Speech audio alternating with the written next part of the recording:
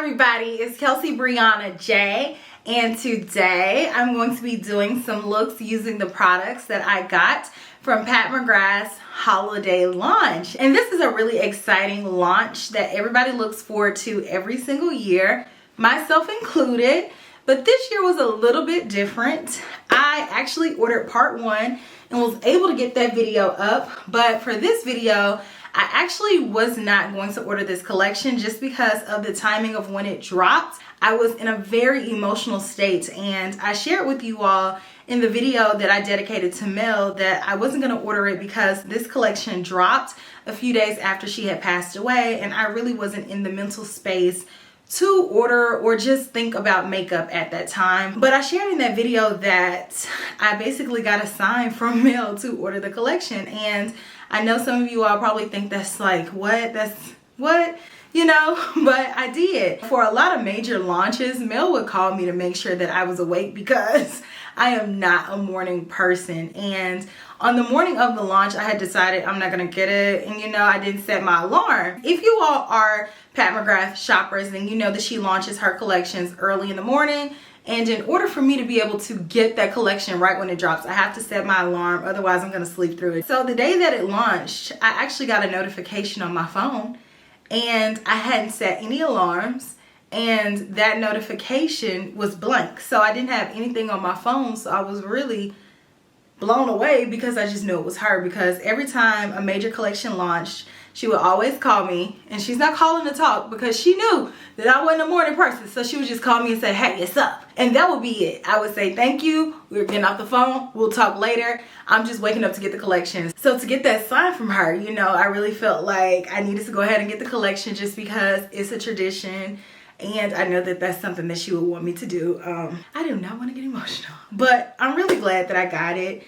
And I wanted to dedicate this video to Mel just because y'all know that she would have already had her video up. She would have already given you all the looks with the collection. And so to remember her, I do want to film today with this red panda that was given to me by one of our friends, Lynn's. And I want to give her a quick shout out because she is one of the sweetest people on earth. She bought me this red panda in memory of Mel, and every time I look at it, I think about her. And I just want to say thank you so much to Lynn's for being so sweet, which by the way, she owns a tattoo shop in Middle Tennessee. So if you're ever in Middle Tennessee and you need any tattoo or piercing work, definitely reach out to her. I will have her information here. She didn't ask me to do that, but I just want to give her a shout out just because I love her so much. She is so sweet. I can't film with it every day just because it does make me a little emotional, and I'm really trying to fight back tears right now. But you know, just having it reminds me of her, and I want to film with it today because basically this video would not have happened if I hadn't gotten that sign, which I think was a sign from her. I also sprayed a little bit of Tom Ford Eau Mineral on there, which thank you so much to our other friend Drew who gifted me this because he knows that this is Mel's absolute favorite scent in the whole world. So I have a red panda that smells like Eau Mineral, and so today I'm gonna film with this in the back of my video in memory of Mel. So thank you all so much for these gifts, and thank you all so much for being patient with me while I process my feelings and try to collect enough strength to film this video. So I'm not going to go into too many details about the products. I know that you all have probably seen them a million times. So let's go ahead and get into the looks. I'm going to do 2 looks using the eyeshadow quads, and then at the end of the video I'll do a little bit of comparisons and tell you all my final thoughts. So I hope that you all enjoy. So I have my eyes primed. Now let's go into Bronze Borealis. Let's go in with Mink Dust. First, I have a blending brush. I just picked up a little bit of that, and I'm just going to take that right in my crease, back and forth, and I'm going to define the crease with the shade and then gradually bring it upwards. So just back and forth. This one is a Yano series brush by Beautylish. It's the 08 brush. It's pretty fluffy, so it's not going to give me a really opaque payoff. I do have to build it up because this brush is so long and fluffy, which is good because I do want to have control over how intense this color is going into the crease. I just want it to look about like that. Next, I'm grabbing a flat shader brush. This one is a Viseart brush. And I'm going to pick up Sienna Rose. And with that shade, I'm just going to take that all across the lid. So basically everywhere where I have a space open on the lid, I'm going to take that shade there. And on the other lid, I'll show you what it looks like with the Intensifies wand. So there's that. Like I said, I'm going to go in with her Intensifies wand. And you just click this up, and it's a wand that you can use to just go all across your eye, okay? So you could just take this, and I like to go in and just kind of tap it. You don't have to do that. You can just apply it with the wand, but I like to tap it to make sure that it's evenly dispersed. And what this is gonna do is turn up your eyeshadow. This is a mixing medium in a stick, so you don't have to do any additional mixing, but it just intensifies your glitter and shimmer eyeshadows. So same step, but I'm just gonna go on top of it with the Intensifies, and you will see that the Intensifies makes it look a little bit more foiled. It truly intensifies your eyeshadow, and you don't have to do any extra steps to get it to look like that. I know a lot of you all don't like to spray your brush to intensify eyeshadows, and with that you don't have to, because it just does it for you, and it's just super easy to apply. And do you see, like, I was able to get this level of intensity way quicker than this side, and the side with the Intensifies is just a lot more shiny and vibrant overall. So definitely the Intensifies makes a huge difference. So I'm gonna go on top of this eye. You can always go back in with shimmers and it won't mess up the look and make it look patchy or anything like that. Another Viseart brush. See, Viseart doesn't put the names of their brushes on there, so I don't remember the names. I will have them linked down below. But it's just a little detailer brush. And I'm just gonna take that and get a little bit of Lunar Legend and intensify my inner corner. Just like that on the top and on the lower inner corner. And then I just wiped off this brush, and I'm gonna go back into Mink Dust and just take that all across the rest of the lower lash line. Let me put on liner and lashes and I'll be right back. Okay, so here's the finished look using the Bronze Viralis Quad. So to start off, I went in with a little bit of a foundation transition shade. I'll just show y'all because I know you're gonna ask. So I used Supreme Nudes. I went in with Nudist, that's the transition, and Transcend just to deepen me up a little bit in the crease, just because this quad is gonna get a little dark. So I'm gonna go in with Rose Nocturnal, Sonia G Blender Pro, and I'm just gonna take that right on the outer corner. And then I'm gonna blend it up towards that crease color. But I want that outer corner color to be pretty opaque. So I'm just gonna take my time and build that up. And with this shade, because it can kinda look bruisey, I'm going to err on the side of light-handedness when blending it upwards, because I do not want it to look like, you know, I got a blood clot situation going on my eye area. So just real carefully begin to diffuse that up into the crease. We're gonna go into Golden Aurora in a flat shader. I'm just going to take that on the inner corner and then blend it over. And then take it on the inner corner on the lower lash line too. Now let me go into Alien Moon. The names are giving me life. And I'm just gonna take that one and pop that on the lid. And then I want it to be opaque, so I'm just gonna take my time and build it up. You got a little bit of fallout, that's all right. We're just gonna dust that off. This is Dawn Fantasia, not Alien Moon. This is Alien Moon. See, the names on the back of this quad are backwards. So the way that it is in the palette is like, if the shade is right here, then the name is over here. So it's really confusing. So I'm gonna take Alien Moon now, which I can't wait, I can't wait. I still like this type shade.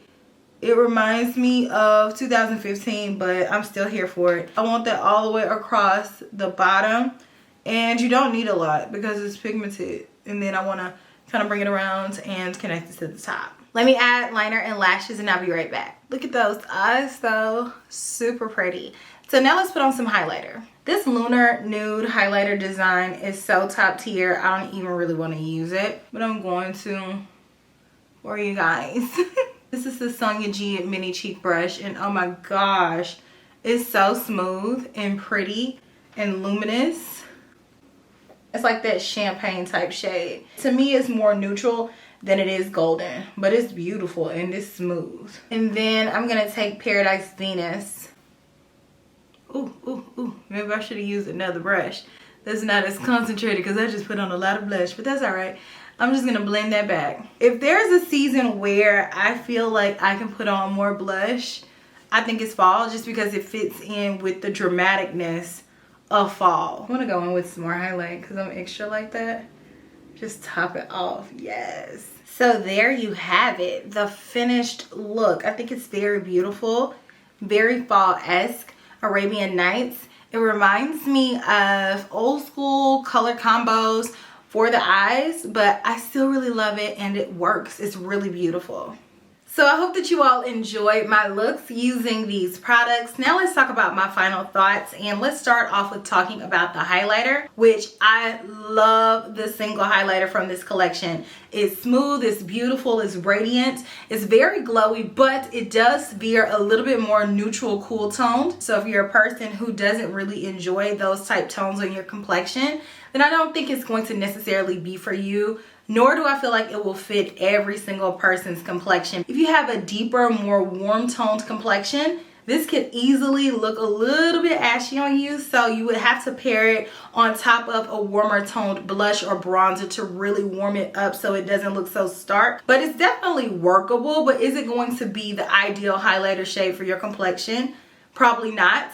I like this type tone on my complexion from time to time. As you all can see, I have a golden neutral complexion, so I can kind of go whatever way I want to go in terms of highlighters. So I do enjoy it. However, because it is a little bit lighter and a little bit more champagne, I have to be in the mood for a more intense highlighter because it has a strong contrast on my skin. But with all that being said, I still love it and I still love this design. It's just beautiful and I just love how velvety it applied on the skin. So this is definitely a top tier highlighter. I wanted to quickly compare it to the one that she released the year before last. The name of this one is Champagne Gold. So here's Lunar Gold, and I wanted to just swatch them next to each other. So as you all can see, Lunar Gold has a little bit of a champagne tannish type quality. And then we have Champagne Gold, which quite frankly is one of the heaviest pieces of makeup that I have in my entire collection. And it's a little bit more velvety and it's even more taupe-ish. But it's also a little bit more opaque, which isn't necessarily what you always want in a highlighter, because sometimes with highlighters,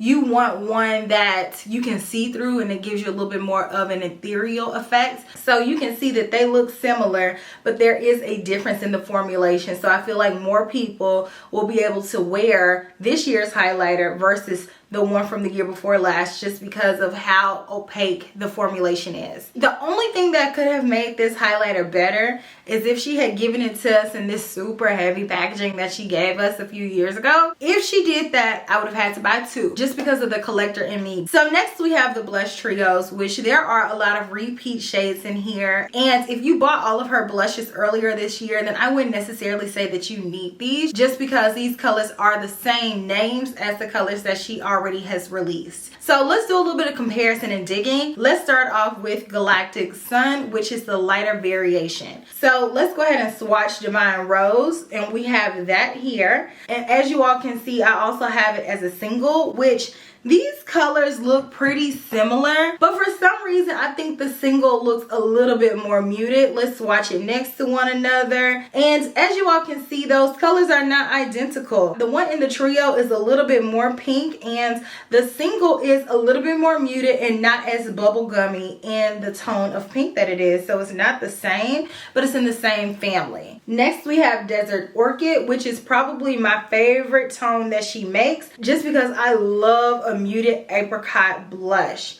And by the way, do you all say apricot or apricot? Which one? But I love this tone. It has a very subtle shimmer of gold. So here's what it gives as a single. And to me, these look pretty similar. So let's see what they swatch like next to each other. So here we go. To me, this looks like the same color. So I don't see any noticeable differences between the shade in the palette versus the individual shade. And lastly, we have Golden Nectar, which I love this tone so much. It has so much dimension to it. It's kind of peach, it's kind of pink, it's kind of golden. It gives you all the things and I love it. This formulation in this palette is so smooth, it feels like butter. And again, I have the single of this.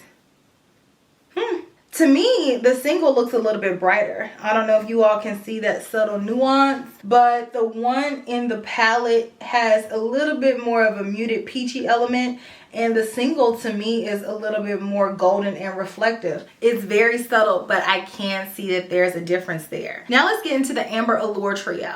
So we have Love Struck, which again is a re-promote. So I like this shade, but it's just a little bit rich for my typical taste. And this one is the darker of the two blush trios. So if you're a person who likes vivid blushes, or if you have a richer complexion, I think this one is more compatible for your skin tone. Even though if you have a complexion similar to mine, you can wear it. But I just go in with a little bit of a lighter hand just because I like a more subtle blush. So here it is compared to the single pan of Love Struck. And I can tell you already, these colors look completely different to me. So here we go. Can you all see the difference in the color? They're not the same. But to me, out of all the colors that I've compared thus far, these two are the most different. And then we have Paradise Venus. This is a really pretty tone for fall. And here we go, Paradise Venus. Single. Maybe I think the one in the palette is just one notch darker. It looks a little bit different. I think the one in the palette is a little bit more of a burnt orange terracotta. Maybe I think it looks more like clay. And then lastly, we have Venus Nectar, which this is the only new shade out of the entire set. And to me, it looks similar to the other shade in the other highlighter palette. It just might be a hair different. Yeah, it's just a hair darker. So it's a little bit more orange. And it's just a little bit darker, but it's new, so we'll take what we can get. But would I say again to buy this entire palette if you already have 2 out of the 3 shades? I mean, if you're like me and you're an avid Pat McGrath collector, I like it. Plus, I do like that I have a new shade there. And you see that there are subtle differences in this one too. So if I were gonna pick one out of the 2, I would get Amber Allure over the other one. But I don't necessarily feel like you need to have it if you've already invested in the other shades. Quality-wise though, I think she knocked it out of the park with both of them. They're very blendable and beautiful. I love the tones and it's gorgeous to look at. Now let's talk about these quads, which I know a lot of people only come for the eyeshadow. Bronze Borealis is pretty, but it just didn't really do it for me. Just because I felt like the tones were tones that I've seen before and I felt like they were kind of muted. I will say that the look that I created is pretty, but it's nothing that's going to bring me back to use this quad over and over again. And I felt like the formulation of the shimmer shades in this quad was just a little bit dry, and I mean just a little bit. So I did experience a little bit more fallout than I typically do with her quads. Plus I also want to mention that there's a little bit less product in here just because a lot of people have brought that to my attention, and I can tell that the pans are smaller, but I'm just gonna keep it 100 with you all. I don't care. Like, I don't care. I know a lot of people care and it's just based on the principle of it all, but I'm just gonna be straight with you all. I have all of Pat McGrath's eyeshadows that she's pretty much ever made, and I've not hit pan on one. So I've been collecting Pat McGrath since she first launched her brand, and I've never finished or hit pan on anything. So I don't mind if she gives us less products. I know a lot of people feel like if you give less product then charge less. Maybe she will going forward, but that's not something that's a deal breaker for me. There's a total of 4.4 grams of products versus in previous years we got 6. So, you know, there is a bit of a difference there, but like I said, it really doesn't bother me. But if it bothers you, it's out there and you know it, so you can make an informed decision if you do choose to get this. Just know you are getting less products, you are. But if I had to pick one out of the 2, I would definitely go with Space Odyssey. To me, this one is a little bit more poppy and the colors complement my complexion a little bit more because they're not as muted. Muted tones to me just look very dreary, and that's fine if that's the look that I'm going for, which sometimes it is, but on average I prefer a little bit more vibrancy, and I felt like I got that with this quad. Plus I felt like the formulation of this quad was just a little bit smoother and I didn't get any fallout. It reminds me of 2015 and maybe a palette that was really popular back then, like the Manny MUA X Makeup Geek palette. That's what this reminds me of. I can see myself myself rocking this all fall and winter, I'm happy to have an updated variation of this in my collection. So I'm definitely feeling Deep Space Divinity. It's my favorite out of the two. I feel like the color story of the quads was a little bit safe, but I think that Pat went that route just because that is something that is palpable to the general public. Most people really enjoy neutrals and neutral tones, and so I think that she went that route just because it would be a guaranteed seller, because a lot of companies have had a really rough time this past year, as we all have. And so I think they're looking at what's practical and what generally sells with the masses. And so I think that's why she went that direction, because we all know Auntie can give us the colors. And I mean, my absolute favorite quad from her is Nocturnal Nirvana. Oh, I just love this thing so much. But if we're being honest, which quad is going to sell more amongst the general public? This quad or this quad? Most people are gonna go with the safer option. So I think that's why she went with the safer option. Even though this is what I want, you have to really look at what most people buy. And the average person may not buy this because it's not something that a lot of people look at as everyday makeup, you know? I also wanted to show you all some comparisons of some previous Pat McGrath quads. So here we go, Bronze Borealis, which these are not any of Pat's special shades. These are all just shimmers and matte shades. And I wanted to compare it to Iconic Illumination, which is a quad from a previous holiday collection. And just to be completely transparent, I 100% prefer Iconic Illumination just because this one contains the special shades. So you're gonna get a little bit more dazzle, and even though the color story is similar, the way that it applies is just 3D. It's next level, it's blinging, and to me it screams holiday a little bit more. And Iconic Illumination reminds me of Deep Space Divinity as well.